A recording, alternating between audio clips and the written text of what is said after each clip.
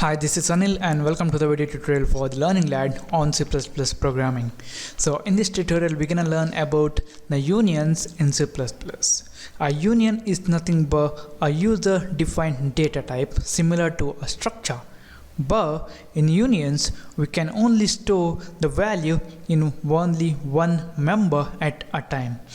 That's because the memory is shared between the members of the unions.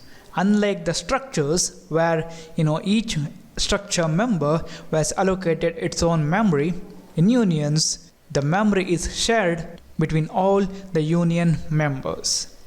So in unions we can only store one value and we can refer to that value from different data types. And if you guys don't understand what exactly I'm talking about, don't worry, just stick with me, it's gonna be clear. Alright, to define a union in your program, first you need to write the keyword union similar to defining a structure, and then the name of the union, let's say EMP for employee, and then let's say we have an integer employee ID and we have integer salary, or let's say float salary. Alright, now we have two members in this union EMP. The next thing is how to declare a variable of this union. To declare a variable similar to the structures, we can write the variable name after this closing curly braces and list the variables, for example Anil, Rashmit, etc by separated by comma, or we can use this EMP and the variable name, for example Akshay or Anjali, etc. And the next thing is about initializing the variable of a union. So we can only store only one value. That's because in union the memory will be shared between these two variables.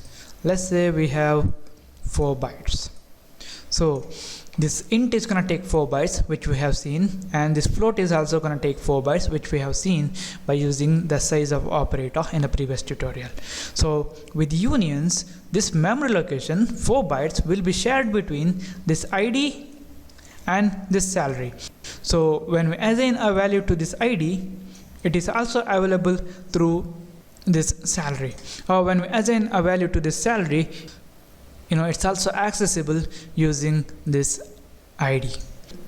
For example, let's say we have initialized this ID to a value of 100, and later if we initialize another value to this salary, let's say 10,000, then at that time the value of this ID will be lost and the new value will be stored in this location. So to demonstrate that, here in this tutorial and also you guys can initialize this union variable similar to the way we were initializing the structure variables. So I'm going to initialize here, let's say Anjali dot ID equal to 25.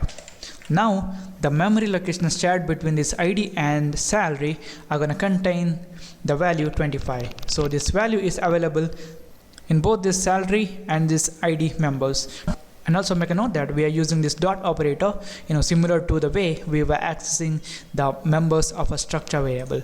And the next thing that we're going to do is we're going to print out the value using cout. So it's going to be dot ID, and I'm going to build and run this. You guys can see we got 25.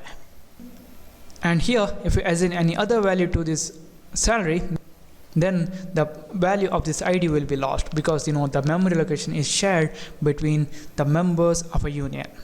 So this is it, guys. This is about the unions in C++. Thank you for watching, and don't forget to subscribe, like my Facebook page at facebook.com/learninglad, and I'll see you in the next tutorial.